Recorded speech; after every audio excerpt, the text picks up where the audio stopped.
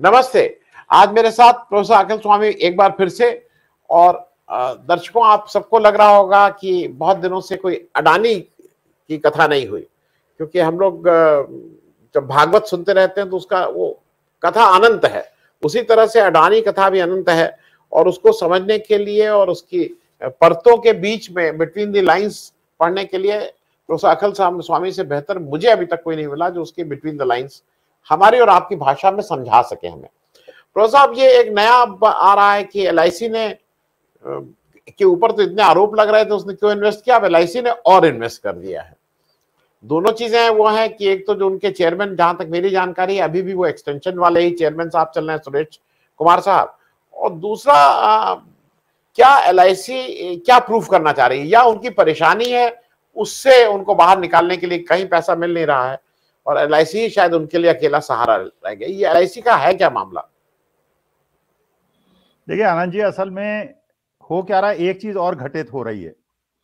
अब इंडेक्स के अंदर अडानी के शेयर्स इंक्लूड होने वाले हैं, कुछ शेयर्स बाहर जाने वाले हैं, और इंडेक्स जो है वो मार्केट कैपिटलाइजेशन के बेसिस में उसमें अलॉटमेंट होता है। म्यूचुअल फंड या तो अपने हिसाब से इन्वेस्टमेंट करते हैं, शेयर सेलेक्ट करते हैं, या वो इंडेक्स फंडिंग करते हैं। जैसे इंडेक्स में आपने इन्वेस्ट किया तो इंडेक्स में डिफरेंट शेयर्स का जो प्रोपोर्शन है उसके हिसाब से वो इन्वेस्टमेंट हो जाता है। और ये एक बहुत बड़ा कॉर्पस होता है, ये विदेश में भी कॉर्पस होता है और हिंदुस्तान में भी कॉर्पस होता है। अब आप ये सोचिए कि आपने तो पैसा 1 लाख रुपए लगाया है इंडेक्स में, अगर इंडेक्स में उसमें 2% का शेयर मान लीजिए है अडानी जी का, तो 2% पैसा अपने आप अडानी में इन्वेस्ट हो जाएगा। इसका मतलब यह है कि यह पूरा प्रयास इस प्रकार का है कि किसी भी प्रकार से अडानी के शेयर्स को गिरने से रोका जाए। अब एक जो आपने कहा कि एलआईसी वाले इन्वेस्टमेंट कर रहे हैं, देखिए उसमें एक कंसेप्ट होता है मैनेजमेंट का जिसको हम कहते हैं हुब्रिस हाइपोथेसिस। हुब्रिस हाइपोथेसिस में होता क्या है कि मान लीजिए अखिल स्वामी ये समझने लगे कि उससे कोई गलत निर्णय हो ही नहीं सकता, वो अपने को ईश्वर मानने लगे और कहे कि नहीं, मैं तो इतना देखिए सफल आदमी हूं और मैंने तो जीवन में 9 साल से लगातार मैं प्रधान सेवक हूं और 2 इलेक्शन जीत चुका हूं और इतने साल से गुजरात में मैं इलेक्शन जीता हूं, तो मैं तो गलत कर ही नहीं सकता, मुझे तो जनता पूजती है। उसमें होता क्या है कि जब इसे पता चल जाता है कि कोई गलत निर्णय हो गया, उसके सलाहकार, वैसे सलाहकार कम होते हैं, ऐसे लोगों के चाटुकार ज्यादा होते हैं, लेकिन अगर किसी सलाहकार ने जाके राय भी दे दी कि साहब ये जो गलत निर्णय लिया आपने गलत ले लिया, जैसे नोटबंदी का निर्णय आपने गलत ले लिया, ये आपको नहीं लेना चाहिए था, अब वो क्या करता है, क्योंकि एक तो उसका मन ये स्वीकार करने को तैयार नहीं होता कि वो कोई गलत निर्णय ले सकता है, वो अपने को ईश्वर मानने लगता है, तो कहता है नहीं नहीं तुम कोई बेकार की बात कर रहे हो, ये कैसे हो सकता है। फिर वो क्या करता है कि एक गलत निर्णय और ले लेता है, 2 साल के बाद वो जीएसटी ले आता है, ये छिपाने के लिए। ये जो नोटबंदी मैंने की थी, वो जब तक उसको लोग समझेंगे, 3-4 साल उसमें लगेगा समझने में कि नोटबंदी एक गलत निर्णय था, तब तक जीएसटी ले आओ, रात को 12 बजे जीएसटी लागू कर दो। फिर उसे 2-3 साल के बाद फिर कोई सलाहकार उसको आके बताता है कि भाई ये तो आपने गलत निर्णय ले लिया, ये तो नोटबंदी ऐसे समय में जब इन्फ्लेशन कम था नहीं लेना चाहिए था, आपने मनी सप्लाई को खत्म कर दिया और छोटे व्यापारी बहुत परेशान है, तो वो तालाबंदी का निर्णय ले लेता है। इसे कहते हैं हुब्रिस। और उससे क्या होता है कि जब तक पुराने गलत निर्णय को जनता समझ पाती है, तब तक आप एक और निर्णय ले लेते हैं जिसमें आदमी उलझ जाता है और उसको 2-3 साल उसको समझने में लग जाता है। तो वास्तविकता में इस समय जो हो रहा है, एलआईसी के साथ भी यही हो रहा है, एसबीआई के साथ भी यही हो रहा है, उन सब लोगों के साथ हो रहा है जो कि फंस गए हैं। देखिए आप भी अगर मान लीजिए, और ये शेयर मार्केट का एक नॉर्मल सिद्धांत है, लोग क्या करते हैं कि अगर मान लीजिए 3,000 रुपए में इन्वेस्ट किया, 4,000 रुपए शेयर प्राइस पहुंच गया, नहीं निकल पाए, अब जब 2,000 पे शेयर प्राइस आ जाता है तो कहता है यार अब तो मेरा 33% का नुकसान हो जाएगा, अब मैं कैसे निकलूं। फिर वो बेचता है 100 रुपए में, लेकिन जब वो 100 रुपए में आ जाता है शेयर, तभी वो बेचने के लिए बहुत सारे लोग तैयार नहीं होते, वो कहते हैं इसकी एवरेजिंग कर लो, 100 रुपए में खरीद लो। अरे जो चीज मैंने 3,000 की खरीदी थी 100 रुपए में तो बहुत सस्ती है, सस्ती के चक्कर में वो और लुट जाता है, फिर वो अंत में जाके बेचता है 2 रुपए में।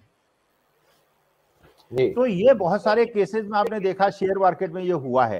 तो वास्तविकता में अपने गलत निर्णय को छिपाने के लिए ये संस्थाएं और गलत निर्णय लेती रहती हैं। इसलिए हमारे देखिए पूर्वजों ने और हमारे बुजुर्गों ने हमेशा कहा था कि इंटरव्यू में जाओ और अगर कोई तुमसे प्रश्न पूछे और तुम्हें न पता हो, कह दोगे नहीं पता, क्योंकि अगर कहोगे कि मुझे पता, गलत आंसर दोगे, वो 4 जगह और पूछेगा, उसे पता चल जाएगा इसका वीक स्पॉट है।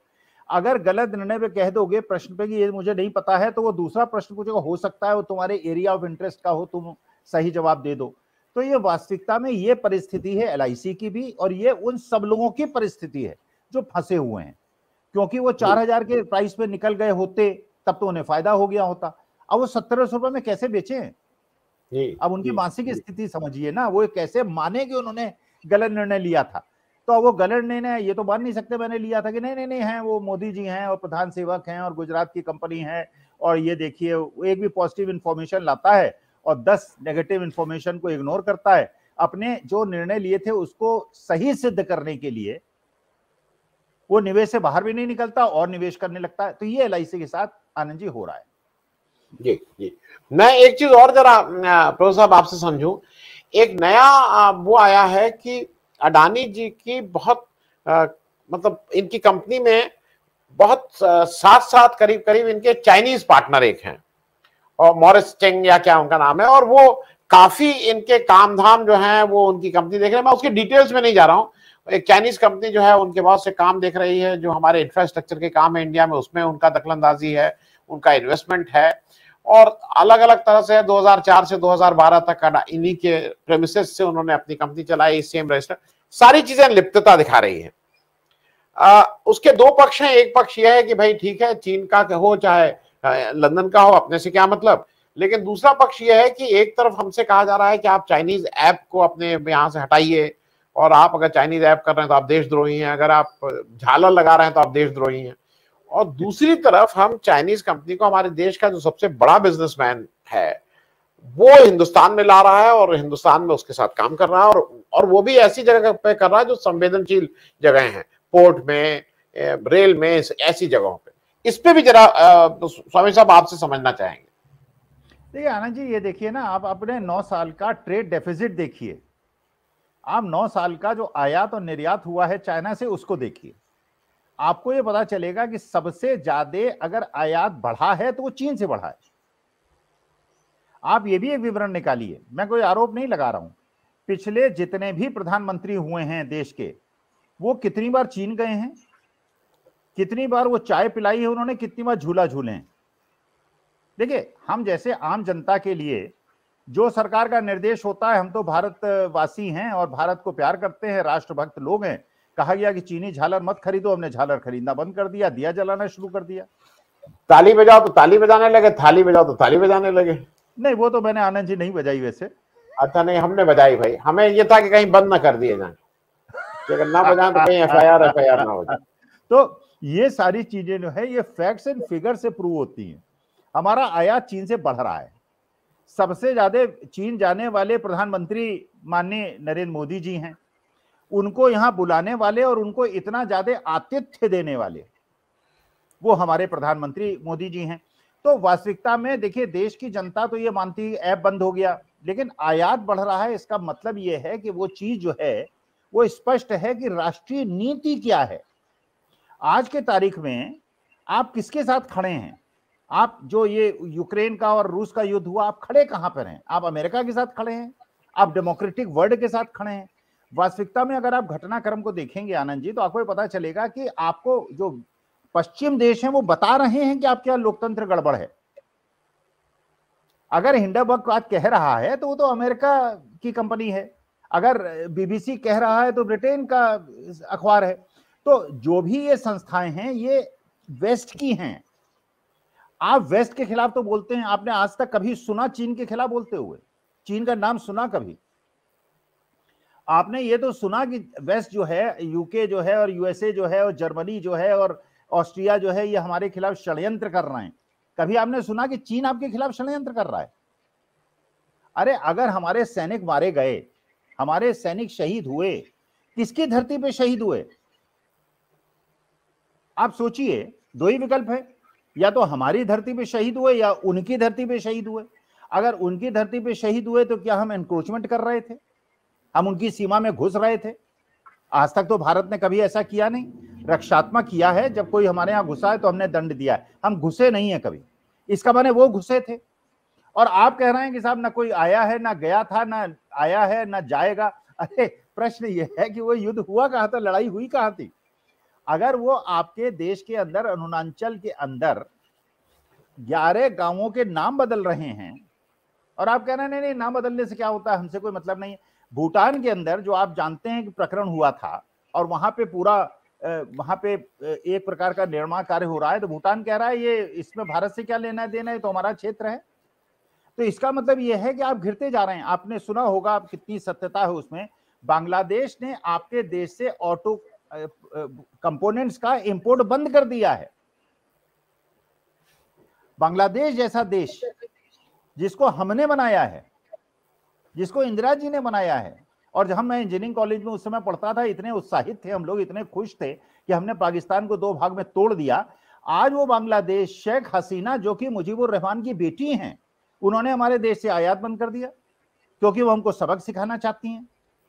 तो आप किसके, आप लेकिन आप रूस के खिलाफ नहीं बोलते, आप नॉर्थ कोरिया के खिलाफ नहीं बोलते, आप चीन के खिलाफ नहीं बोलते, आप बोलते किसके खिलाफ हैं? अमेरिका के, ब्रिटेन के, जर्मनी के, फ्रांस के। अरे आपका जो डेमोक्रेटिक फ्रेटर्निटी है, आप उससे अलग होते जा रहे हैं। आप किनके साथ जा रहे हैं?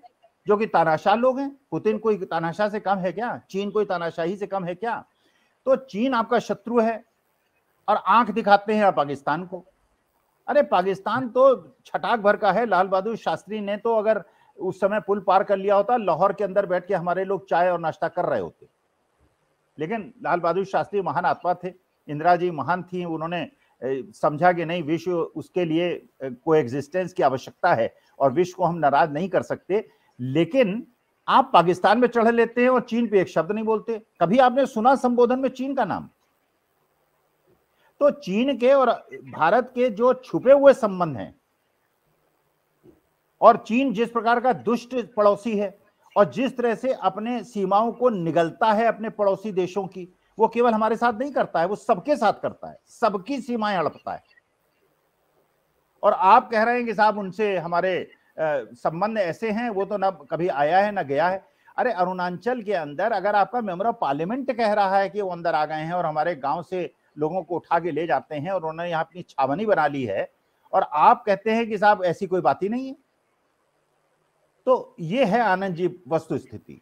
जी, वो मुझे आपने कहा तो मुझे इच्छुगिल नहर की याद आ गई, जो इच्छुगिल के हम वहां तक पहुंच गए थे और लाहौर तो दिख रहा था उस समय। खैर, मैं प्रो साहब एक बात और आपसे पूछना चाहूंगा कि ये जो चाइनीज वाला अभी एक खुलासा हुआ और ये हुआ कि चाइनीज कंपनी के साथ इनकी बहुत साठगांठ है और अडानी जी की कंपनी में थे, ये सारी बातें आ गई हैं और मोर और लेस अब ये ओपन। उसमें मुझे एक चीज लेकिन समझ में नहीं आई कि अभी तक उसमें अडानी जी की तरफ से कोई वो नहीं आया है, मतलब कोई जवाब नहीं या कोई उस पर प्रतिक्रिया नहीं। उस पर चीन की तरफ, मतलब चीन की वो जो कंपनी उसकी तरफ से नहीं आई है। उसमें प्रतिक्रिया आ रही है बीजेपी के ऑफिशियल स्पोक्स पर्सन, बीजेपी के मंत्री, बीजेपी के लोगों की तरफ से। बीजेपी का इससे क्या लेना देना है? मतलब मैं समझने के लिए आपसे पूछ रहा हूं। मतलब मैं आपसे कोई प्रश्न पूछूं तो वो जो मान लीजिए कोई चोर कहीं बंद है, आसाराम बापू उसका जवाब देने लगे, तो मैं आपसे पूछ रहा हूं आसाराम बापू से क्या लेना देना है? भाई मैंने आपसे पूछा, तो मैं जरा ये भी समझना चाह रहा हूं कि बीजेपी को जवाब दे रही है। नहीं, उसका कारण है वो जवाब इसलिए दे रही है, उसका तो बड़ा सिंपल है आनंद जी, आपको पता होगा लेकिन शायद आप उसको बताना नहीं चाहते। देखिए वास्तविकता में यह है कि बीजेपी वालों का ही तो पैसा लगा हुआ है वहां पर। जो राहुल गांधी बार बार पूछ रहे हैं कि ये 20,000 करोड़ किसका है, देखिए वास्तविकता में 3 चीजें आप आनंद जी करवा दीजिए। एक तो पीएम केयर फंड में किसका कितना पैसा है ये पता चलवा दीजिए। जो चुनावी बॉन्ड में पैसा आया है ये किसका, किस पूंजीपति ने कितना दिया है ये पता चलवा दीजिए। अब मेरा शक है, मेरे पास कोई प्रूफ नहीं है, 90% पैसा इन लोगों का है, जो कि पैसा घूम के गया है और घूम के आया है। ये हवाला ट्रांजैक्शन है, मनी लॉन्ड्रिंग का बहुत बड़ा केस है ये, ऐसा मुझे शक है, मेरी आशंका है। और क्योंकि माननीय प्रधानमंत्री मोदी जी चुने हुए प्रधानमंत्री हैं, लोकतांत्रिक रूप से चुने हुए प्रधानमंत्री हैं, तो अगर उसकी ये जांच करा लें और राष्ट्र हित में इसको सर्वसाधारण को बता दें, सार्वजनिक कर दें। अरे बीजेपी वाले बेचारे इसलिए परेशान हैं, देखिए अब थोड़ा सा क्रोनोलॉजी को समझिए। 2024 का चुनाव है, 2024 के पहले अपना ये जो नोटबंदी से पैसा कमाया गया था, और ये सारा पैसा जो, जैसे आपने और सुना होगा सतपाल मलिक जी ने जो कहा कि साहब 300 करोड़ की घूस का सिफारिश करने एक बहुत आरएसएस के बड़े आदमी उनके पास आए थे, नाम लिया उन्होंने। तो ये 300 करोड़ की अगर घूस लेने में लोग लिप्त हैं, तो ये तभी तो 5 सितारा जो हर शहर के अंदर एक दफ्तर बने हुए हैं।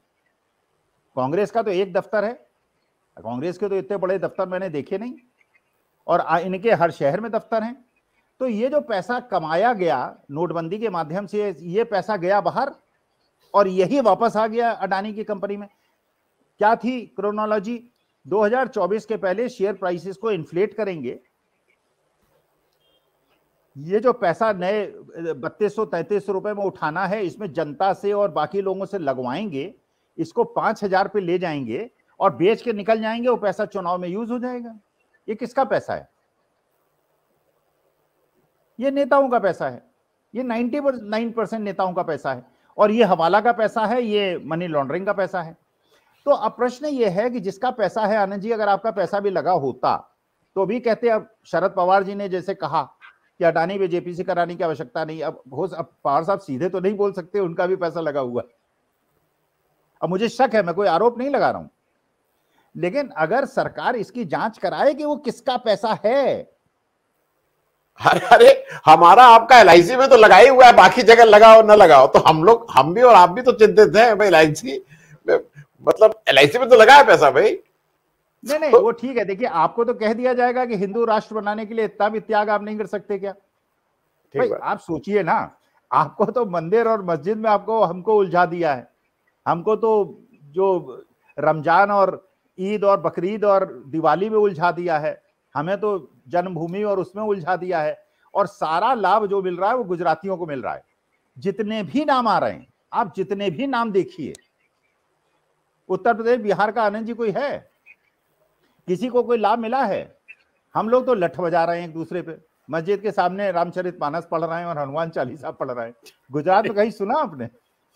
मैं प्रोस्वामी खत्म करते करते एक प्रश्न थोड़ा आउट ऑफ सिलेबस नहीं है, लेकिन आपने चूंकि उस बात का जिक्र किया था, इसलिए मैं एक बहुत संक्षेप में आपसे समझना चाहूँ। आपने इलेक्शन बॉन्ड की बात की थी, मैं उसकी डिटेल्स में नहीं जा रहा हूँ, वो कैसे वो सुप्रीम कोर्ट में पेंडिंग है, कब आएगा कब नहीं आएगा, किसने क्या किया, जगदीप छोकर साहब उसमें लगे हैं, एडीआर लगा है, वो सब वो अलग जगह। मेरा सिर्फ एक चीज पूछना है, उसमें एक अजीब सी चीज है,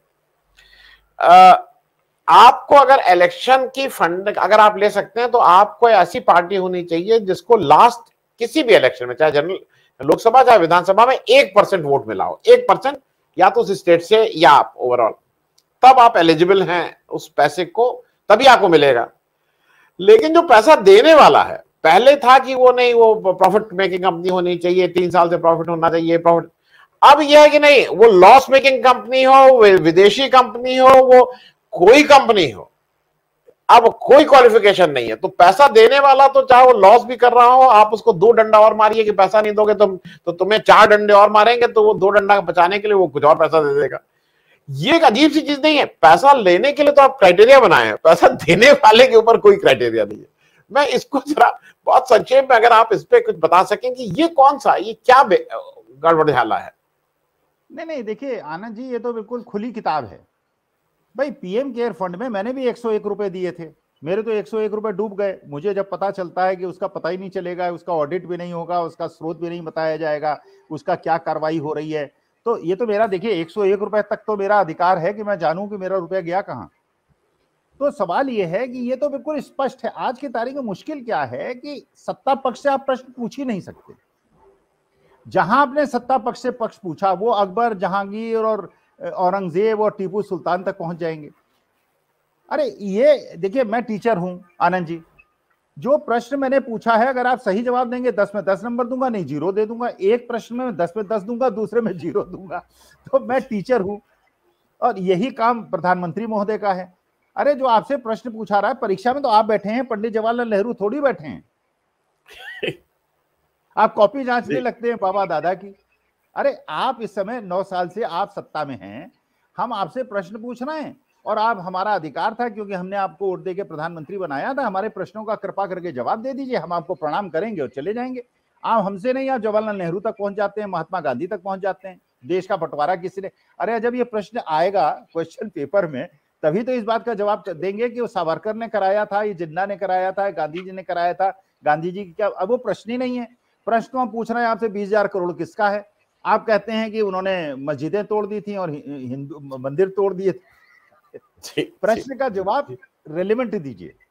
जी जी, प्रो साहब बहुत बहुत धन्यवाद बात करने के लिए। अभी एक दो प्रश्न और हैं जिसपे थोड़ा कुछ दिन बाद बात करेंगे, क्योंकि अब 2 महीना पूरा होने जा रहा है, अगले महीने के पहले हफ्ते में, जब सुप्रीम कोर्ट की बनाई हुई कमेटी को 60 दिन के अंदर अपनी रिपोर्ट दे देनी चाहिए थी। उसका भी इंतजार है, हम सबको इंतजार है कि उसका वो क्या कार्रवाई करती है। थैंक यू सो मच, बहुत बहुत धन्यवाद ज्वाइन करने के लिए।